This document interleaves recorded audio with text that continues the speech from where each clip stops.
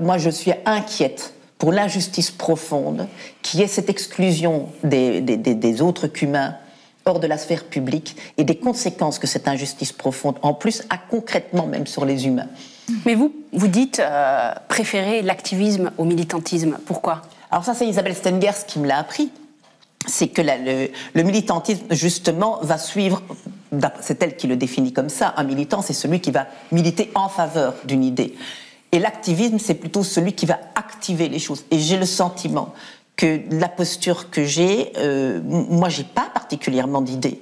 Par contre, je suis pleine d'intérêt, de curiosité, d'appétit pour les idées qui aujourd'hui circulent et qui proposent de changer les choses.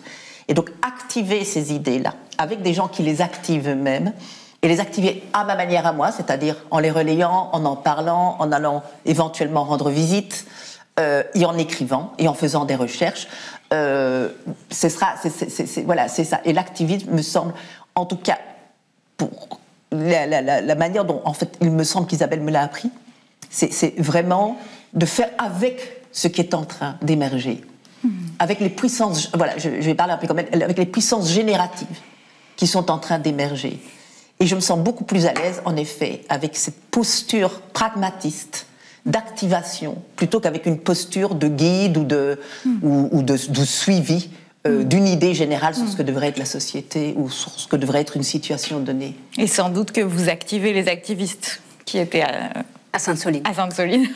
Je n'en sais rien. C'est les activistes aussi qui m'activent. Je veux dire, moi, si j'ai commencé à travailler avec les animaux, c'est parce que j'avais été activée aussi par notamment des éthologistes. J'avais été activée par l'intelligence d'éthologistes, mais j'avais été aussi activée parce que quand je me suis intéressée à l'éthologie, donc on est tout début des années 90, il y avait énormément d'inquiétudes qui commençaient à se tramer.